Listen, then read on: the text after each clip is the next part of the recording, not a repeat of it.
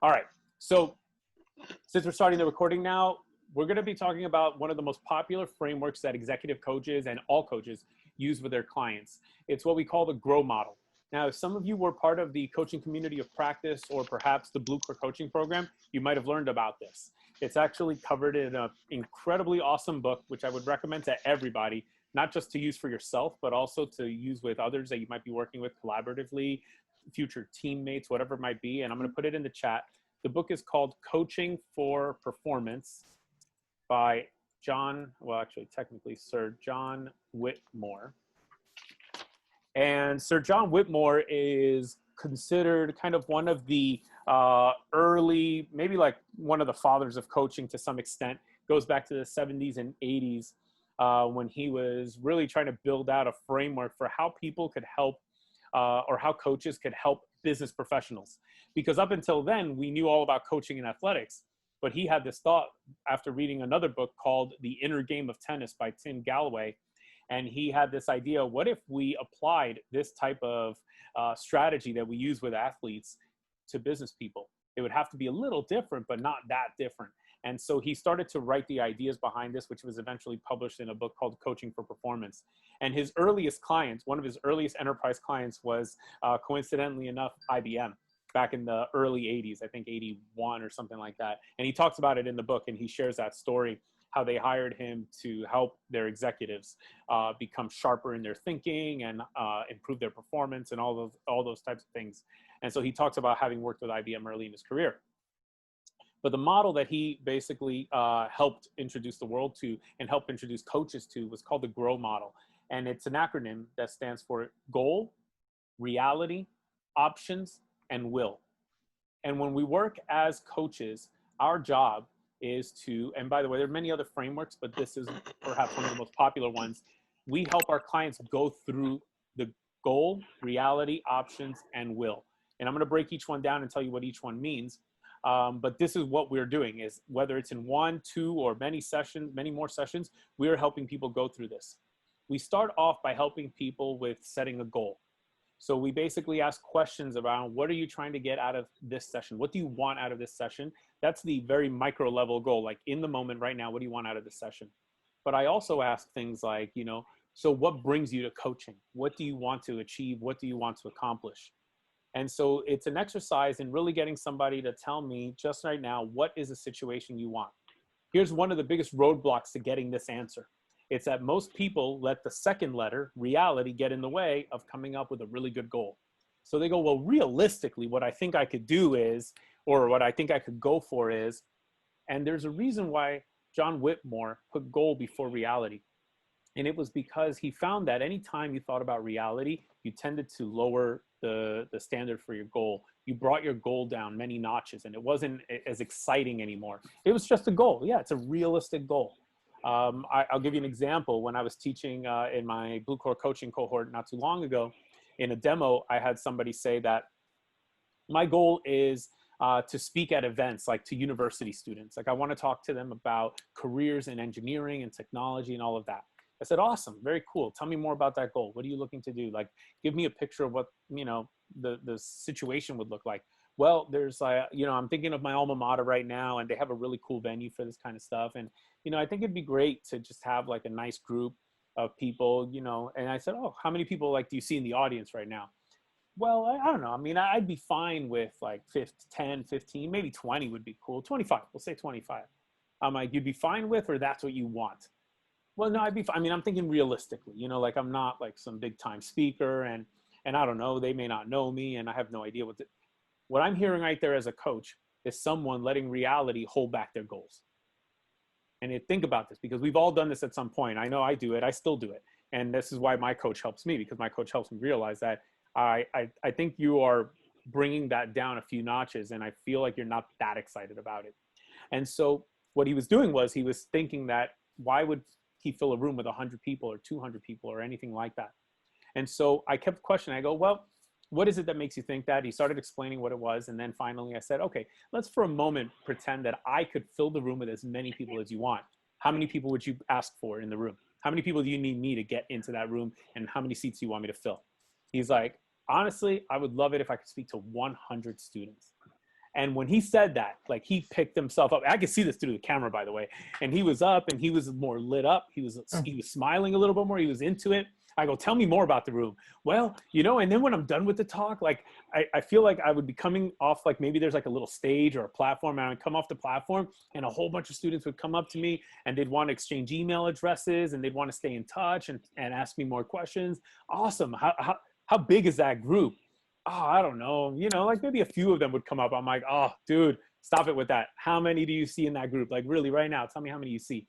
He's like, if there's 100 people in the room, I think it'd be awesome if there were like 25 of them who stayed back. I think that would be incredible if that was the case. So essentially what he was starting to do is he was starting to imagine like the situation that he really wanted, which was what I wanted to understand. That's your real goal. So when you're thinking about goal, what I want you to challenge yourself with is that if you ever think at any point, well, what would be realistic? For a moment, give yourself permission to simply think whatever you want, whether the role exists or not. If you're thinking about the next role, you know, I've had several one-on-ones with a lot of you, and it's been great to get to learn about your process, your thought process, what you're thinking about when it comes to the next role. And one of the things that I heard come up a lot in the calls, and we talked about this, I pointed this out in the calls, was that I heard the question, you know, like, or the thought process of what do my experiences add up to? Given my set of experiences, like, where does that land me? And as I started to hear that, in my mind as a coach, I'm hearing reality. Reality tells me that if I have so many experiences and so many types of roles, then it's got to add up to some kind of role, or there's like something that it gives way to. And I'm thinking as a coach, look, if we're going to go through this exercise, think about whatever you want. So what we want to do is make sure that we are not, that we're giving ourselves time to simply think big. Think about whatever role it is you want to do. And I was on a conversation just a little while ago, right before this call actually, and we talked about this idea of thinking about the impact that you want to make. So one exercise to do this that I do with my clients is I'll ask them a question like, let's say you were receiving an award or some sort of recognition for what you do in 5, 10, 15, whatever number of years you pick.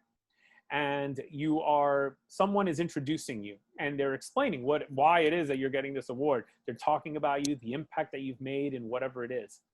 What are they saying? Write that script out. Just write it out. Don't hold back, write it out. I'll tell you when it gets really good.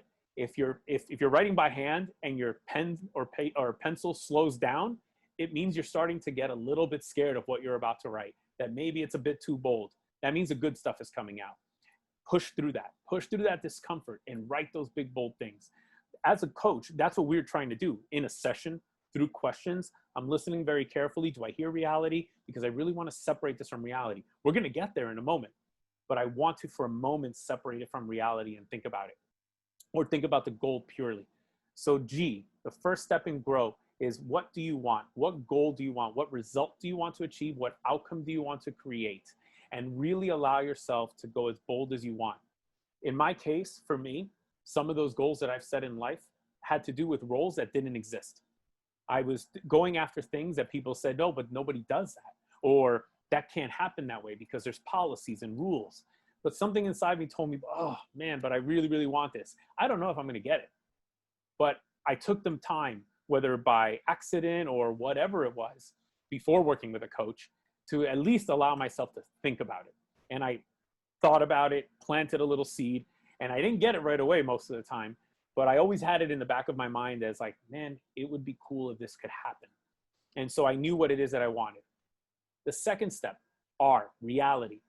This is where as coaches, we start to ask questions such as, now that I know where you want to go, we start to ask questions like, where are you today relative to that goal? I want to understand the distance between your goal, where you want to be, and where you are today. So I might start asking, tell me, what have you done towards that goal? What have you done to make progress towards that goal? What went well? What did not go well? I want to know the good, the bad, the ugly. Tell me everything that's happened. Well, you know, I took this class once on this thing. You know, it was my first kind of like, I got interested in this goal. I was really excited and I enrolled in this class and it went pretty badly and I did not do well. All right, cool. What else happened? By the way, a secret power of coaches, we ask this question, what else, all the time. We're constantly, I want what else? What else? Tell me more, tell me more. Because I want to extract everything I can out of you Because normally we will not challenge ourselves to answer that question too many times. But when somebody else challenges us to do that, we get more value out of it. We get more insights out of people. So I ask, what else? And they start telling me, about ideas that they've written down, conversations they've had, some meetings they held. Sometimes I've done nothing towards this yet. It's a relatively new goal, or I've been really busy with my day job, let's say, if they're trying to pivot into a side business or whatever it might be. Okay, fair enough. I just want to understand where we are relative to where you want to be. Because what we want to be able to do is quantify as best possible the distance between where we want to be and where we are today. I want to be able to fill that with actions, strategies, courses, readings, whatever it is that we have to do in order to close the gap between where we are and where we want to be. And so G and R help me do that as a coach. Setting the goal, where are we now? What is the reality? What is the good? What are the resources you have available to you right now? Some people are like, well, I actually, I want to learn more about AI, artificial intelligence. I want to be better at that.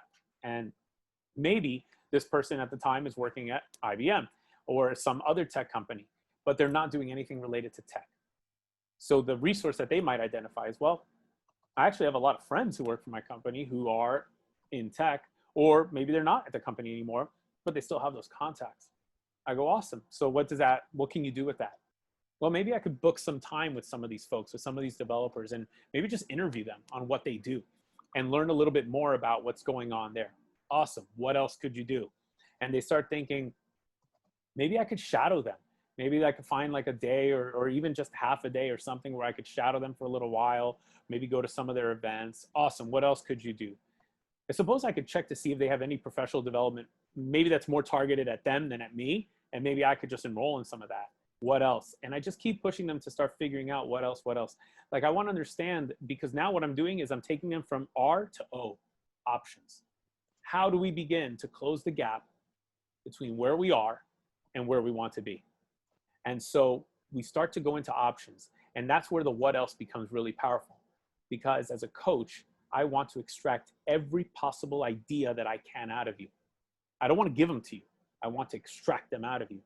I want to get every bit of insight, anything you could think of. I want to help you get it out and put it on paper.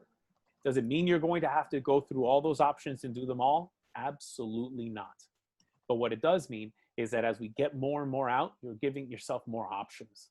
You have more options for how to begin closing the gap between where you are and where you want to be, however you define that, whatever that definition is for both. But we need to get all those options out there. One of the key fundamental assumptions of coaching when you go into coaching is that the client already has the answer. And it's your job as the coach to extract it out of them, to help them discover it, to help them surface it. I sometimes call myself, like I say, like I'm a surfacer of things, of ideas, of performance. I'm not here to inject performance into you or inject ideas into you. Goodness, I don't have all the great ideas. I mean, I have some, but I don't have all the great ideas. But what I can do is I can help you extract all the ideas out of you. Because if I can get you to put enough ideas on paper, you'll find one that you can take action on. And then that one will give way to the next one, which will give way to the next one. And you start to build momentum. Now, another thing that I've learned in my experience with coaching, I've coached over 3,000 people over the last 10 years. And this is one thing that always happens. I always find myself, like when I ask people, all right, give me some ideas. How would you do this thing? So people are like, well, I guess I could do this, this, or this. I always get about 3 answers right off the top of people's head. Everyone has 3 answers to a question off the top of their head. That's easy. What I do then as a coach, because they're all proud of themselves, like, whoo, I just did my part, coach. I gave you all my, 3 ideas. Oh my gosh, like, whoo, I think I'm sweating from that. And I'm like, no, you're not sweating yet. I'm about to make you sweat though, because I'm going to ask you, I'm going to almost act as if you didn't even say anything. And I'm going to say, what else? And they're thinking like, what do you mean, what else? I just gave you 3 brilliant ideas. And I'm thinking, and this is what I sometimes say when they do challenge a little bit, I go, well, let's look at it this way.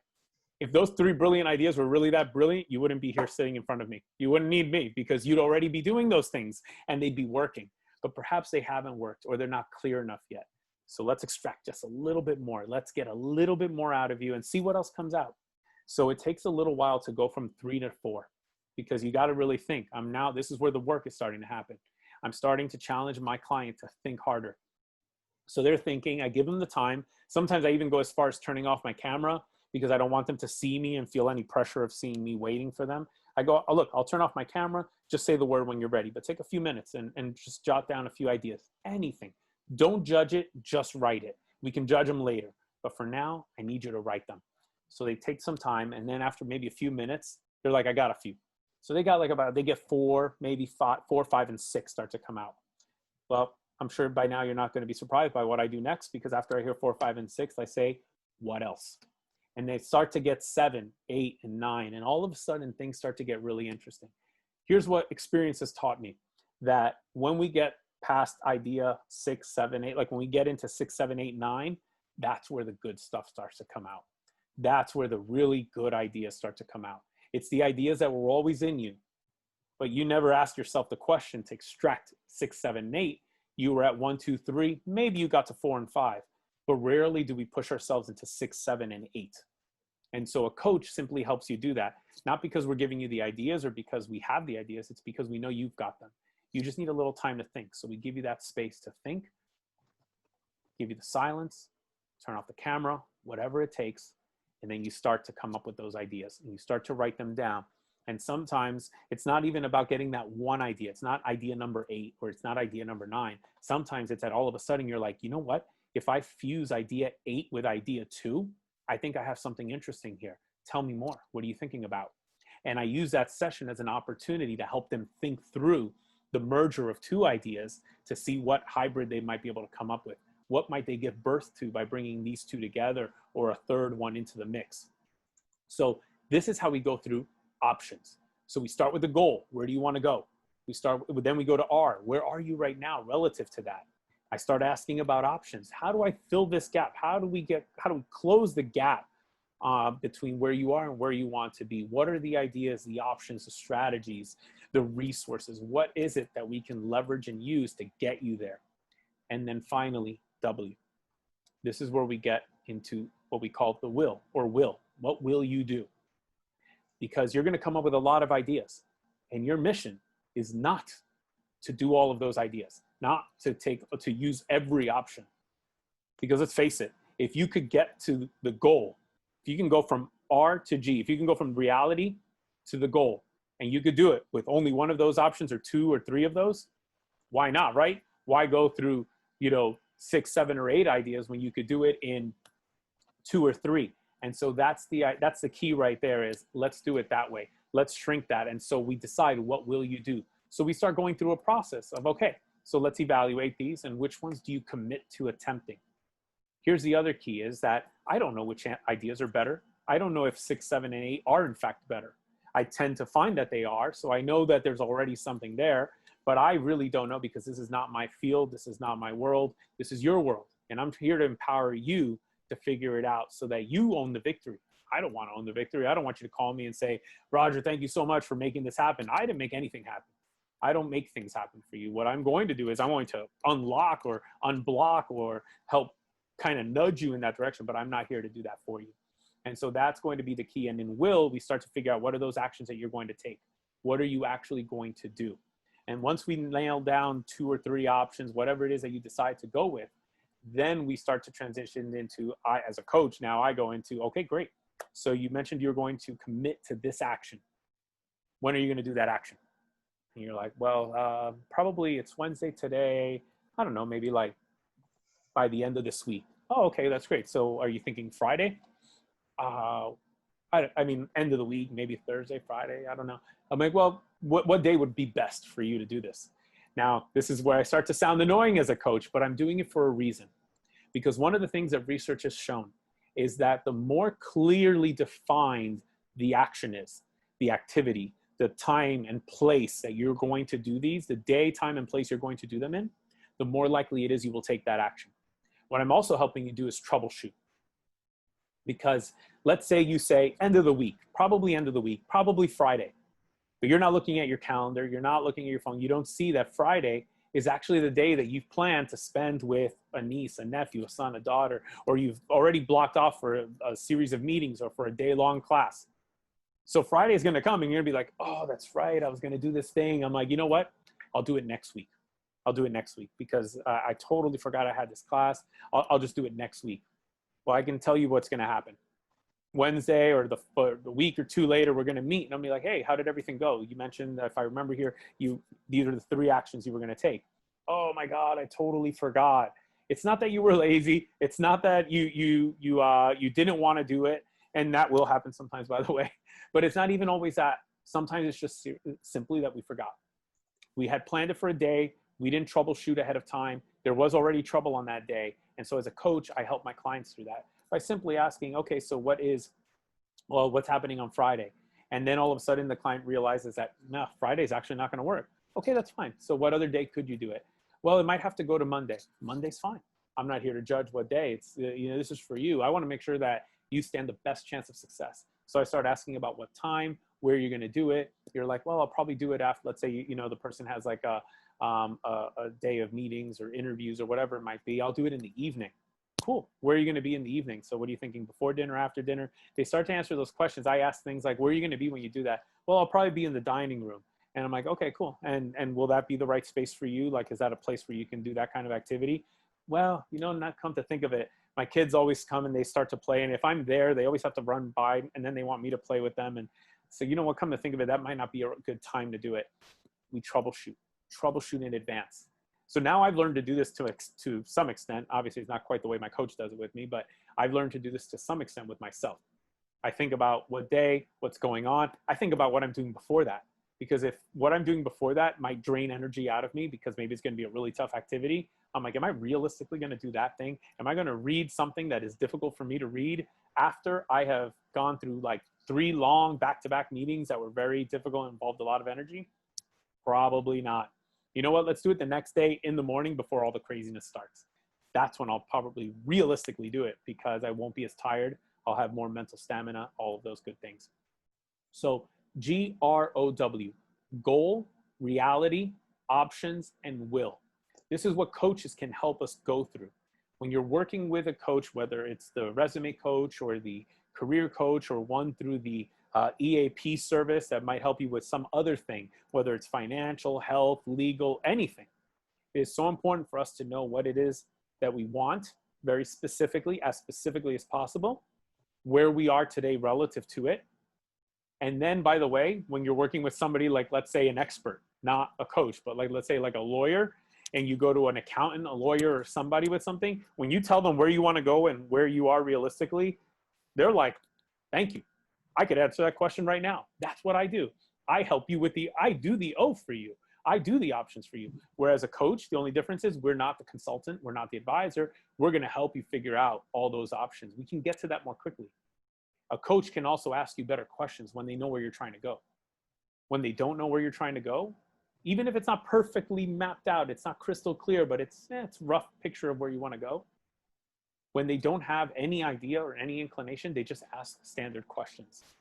And all of a sudden you feel like, I feel like you're reading from a script. Probably going through some sort of script. Now, the last thing I want to say about specifically this situation with coaches from Right Management and places like that is these are coaches that are often specializing in something very specific, like careers or, finding a new job or whatever it might be. So their line of questioning is going to be more focused on this area. Meaning if you want to maximize the value out of that, really get clear on a career objective, on a job objective, on a whatever the next step is. Because especially if it has to do with applying for jobs, interviewing, all those things, they're going to be able to ask really great questions to help you move further. But when you go into these sessions, what I want to make sure you do is that you go in knowing that you are the one who's going to do the hardest work in that session. In coaching, the client is the one who does the hardest work because it's the client who needs to grow. It's the client who needs to go from where they are to where they want to be. The coach is there to provide you the structure and the guidance to do the best and most efficient work possible to get there as quickly as possible. Doesn't mean you won't make mistakes, but you got to come ready to play. You got to come ready to know where it is you want to go, or at least have some version of that. Then ask very directly, you know what I'd really like to get out of this session? More clarity on my goal. Because I say it, but I feel like it's not that clear yet. Like I don't know what to do with it because it's not clear enough. Then your coach right away is thinking, oh my gosh, thank goodness, this is awesome. Already one of my favorite clients, because this is someone who I can get right to work with and there's no guessing. what they want, what they're looking for, or anything like that.